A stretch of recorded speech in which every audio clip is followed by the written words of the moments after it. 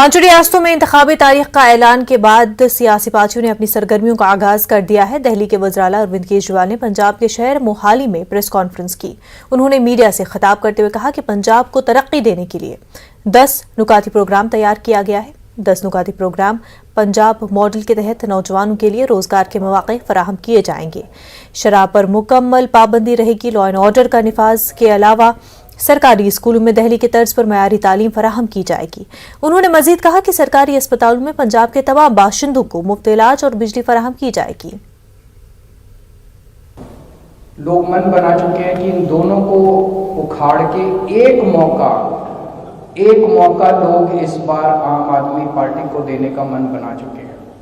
लोगों के इनपुट्स के आधार पे 10 बिंदुओं का ये पंजाब मॉडल है। 10 पॉइंट एजेंडा है पंजाब मॉडल का। रोजगार, आज हमारे बच्चे, दूसरा एजेंडा है नशा।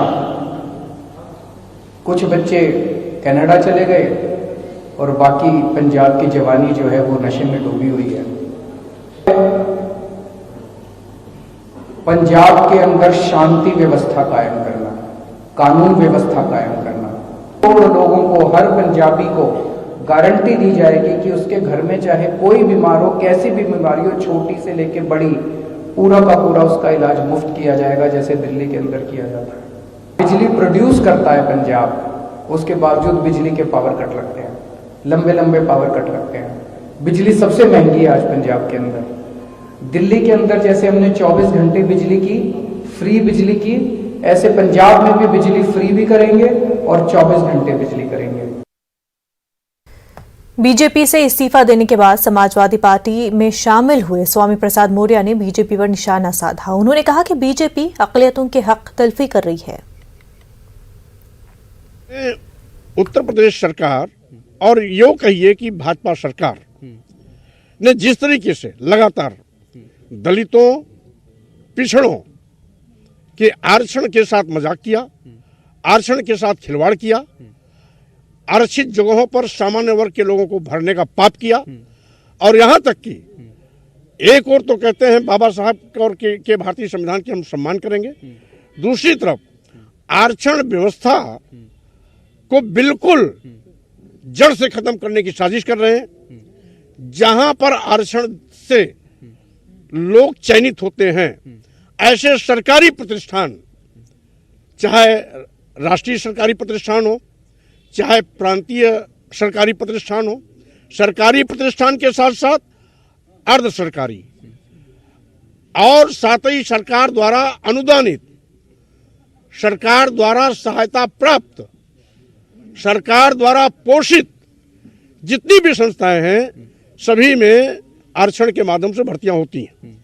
और इन सभी संस्थानों को बारी बारी से ये निजी क्षेत्रों में दे रहे हैं। और निजी क्षेत्रों में जाने का मतलब आरक्षित वर्ग के लोगों का आरक्षण का सुपड़ा साफ।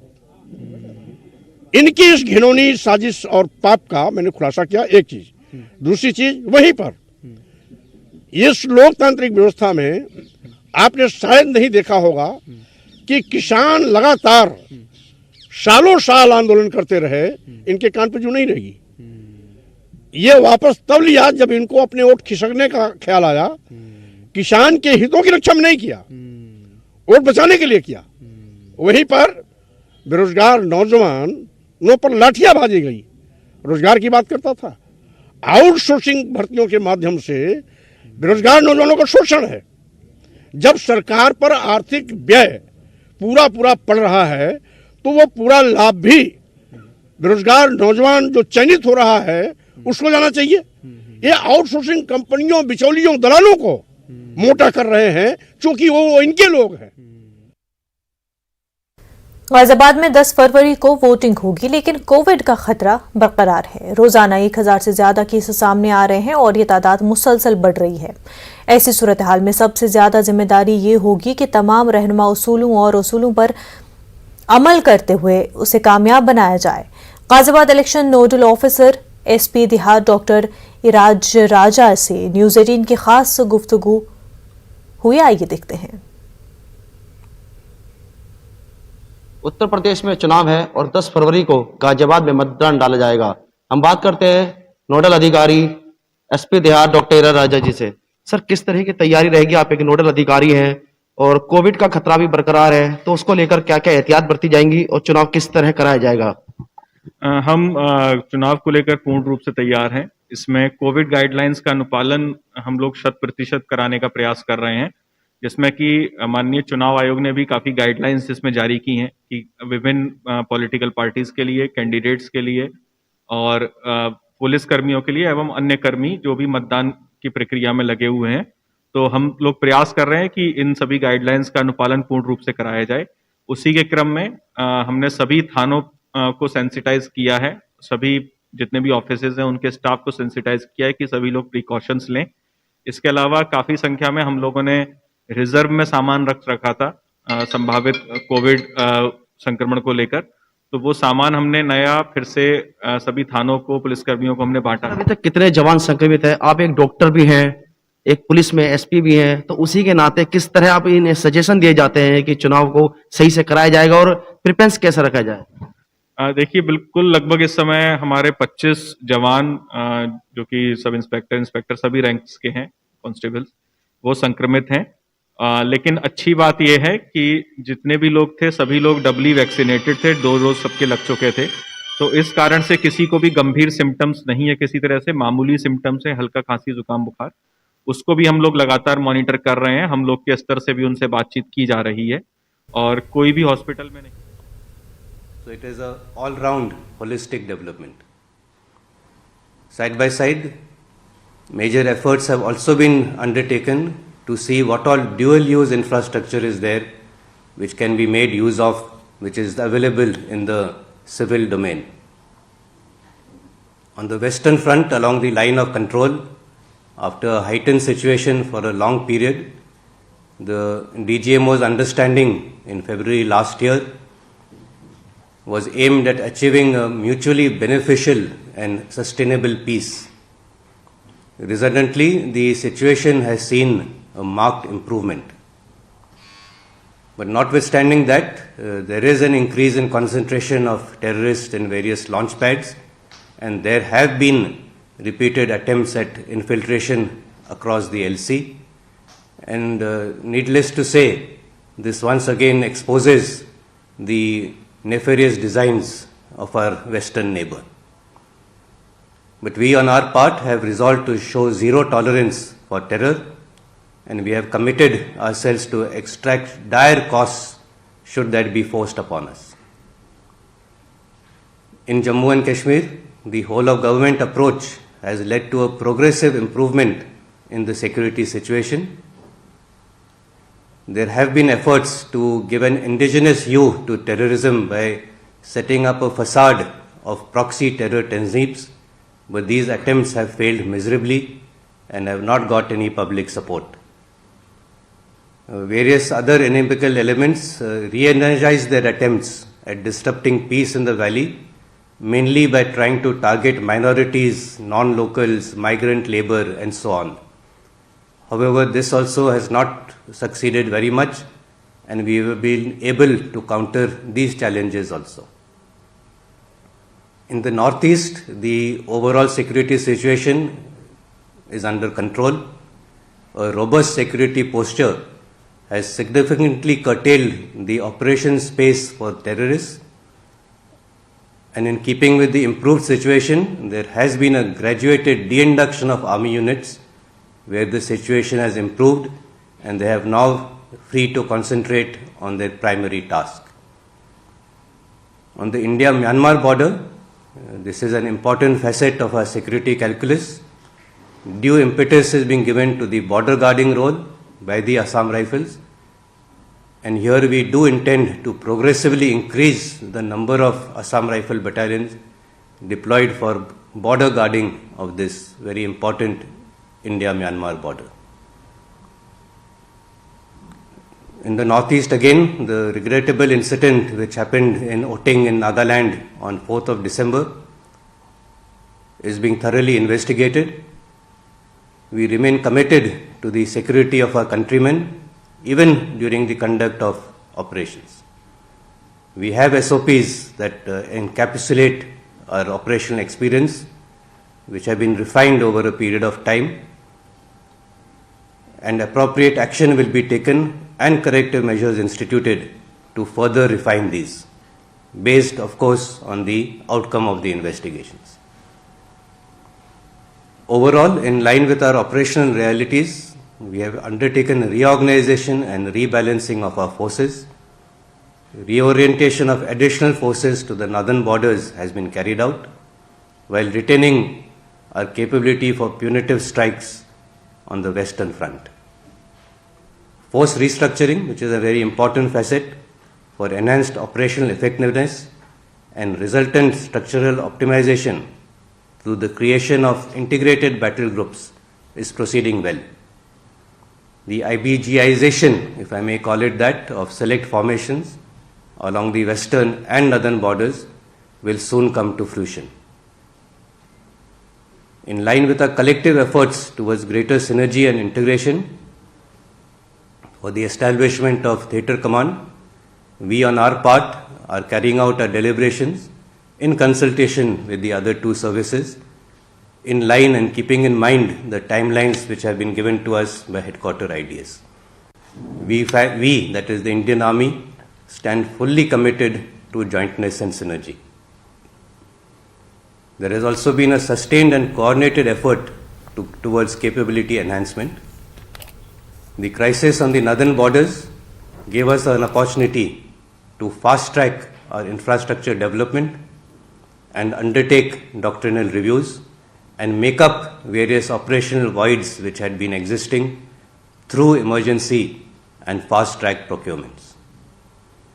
While doing all this, the Indian Army, we are committed to the Atmanirbhar Bharat Abhiyan, and we have prioritized our procurements so that maximum of this should go to the Indian industry, and at the same time we are also hand-holding numerous indigenization projects.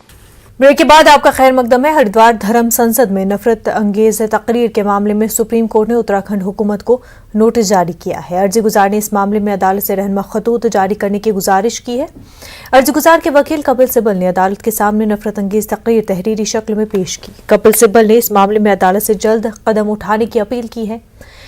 Sibal का कहना है कि अगर ऐसा नहीं किया गया तो आने वाले दिनों में दीगर मकामात पर धर्म संसद का इनेकाद होगा, जिससे चुनावी माहौल बिगड़ सकता है। ख्याल रहे कि पटना हाई कोर्ट की साबिक जज जस्टिस अंजुना प्रकाश और सहाफी कुर्बान अली ने यह अर्जी दाखिल की है।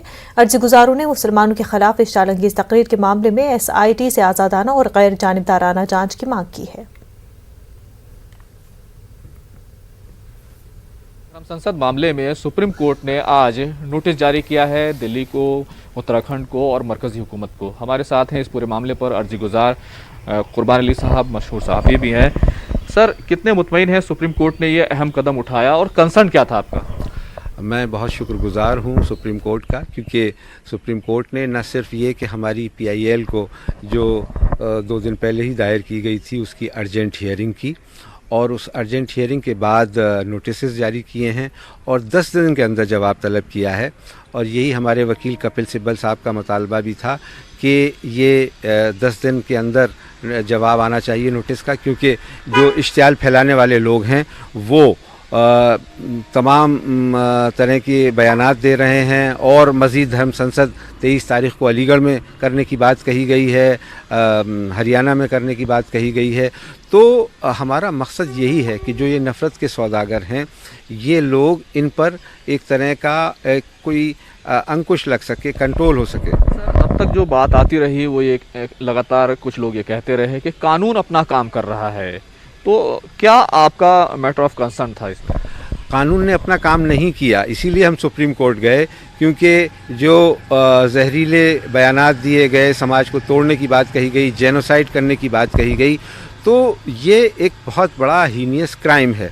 और इसमें महज एक FIR दर्ज की गई और उसमें कोई गिरफ्तारी नहीं हुई, किसी को ये इस सिलसिले में तलब नहीं किया गया, तो ऐसा लगता था कि जैसे अब इलेक्शन होने वाले हैं रियासती असम्बलियों के, तो इनके ख़िलाफ़ कोई कार्रवाई नहीं होगी और ये बच करके निकल जाएंगे। लेकिन हमने अब ये देखा है कि अदालत ने इसका बहुत सख्त नोटिस लिया है और इससे एक तरह का इंदिया भी दिया है कि कोई भी इसको हल्के में ना ले और उसके ख़िलाफ़ कार्रवाई हो सकती है और अदालत आलिया जो है वो इस सिलसिले में कॉम्पिटेंट है और ये बहुत बड़ी तंबीह है उन सारे लोगों को जो नफरती बातें करते हैं।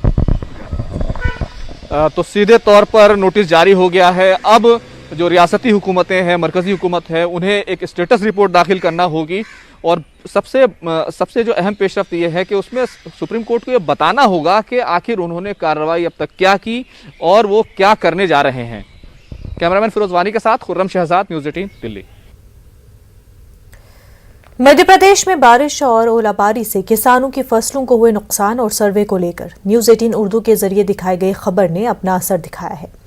न्यूज़ 18 उर्दू की खबर के बाद हुकूमत ने मामले की संजीदगी को देखते हुए ओलाबारी से फसलों को हुए नुकसान का सर्वे 72 घंटे के अंदर करके रिपोर्ट पेश करने का अहकाम जारी किया है। वाज़ेह है कि ओलाबारी से किसानों की फसल के नुकसान और सर्वे को लेकर खुद वज़ीर आला और काबीना वजीरों के जरिए पहले ज़बानी बातें की जाती रही हैं।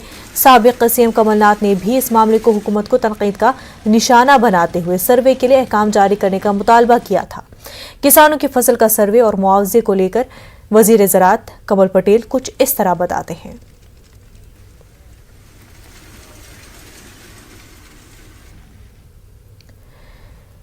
भोपाल से हमारे नुमाइंदे मेहताब आलम बराह रास्त हमारे साथ जुड़ चुके हैं। मेहताब आलम, न्यूज़ 18 उर्दू की खबर का असर हुआ, सर्वे के अहकाम जारी किए गए।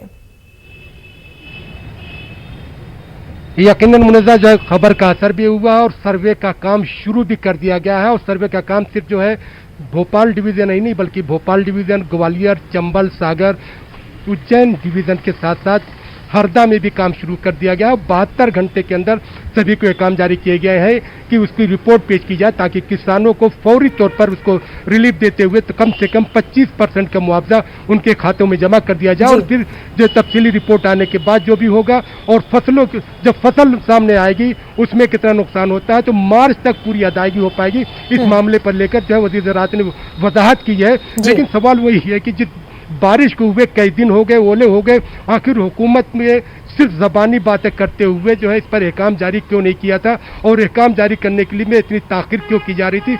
इस पर जो न्यूज़ 18 की खबर के बाद उन्होंने कहा इसमें क्योंकि कई एजेंसियां शामिल रहती हैं और इसमें न सिर्फ जो है कि कलेक्टर का मामला है बल्कि इसमें एग्रीकल्चर के भी मामला है और इसके साथ साथ जो है क्योंकि बीमा कंपनियां जो है वो भी शामिल रहती हैं, इसलिए तमाम पहलुओं को देखते हुए एक काम को जारी करने में ताख़ीर हुई। लेकिन 72 घंटे के अंदर जो है इस काम को पूरा कर लिया जाएगा और जो भी लोग इसके लिए होंगे उनको जो है मुआवजा मिलेगा। मुनज़्ज़ा। बिल्कुल, मेहताब आलम बेहद शुक्रिया आपका।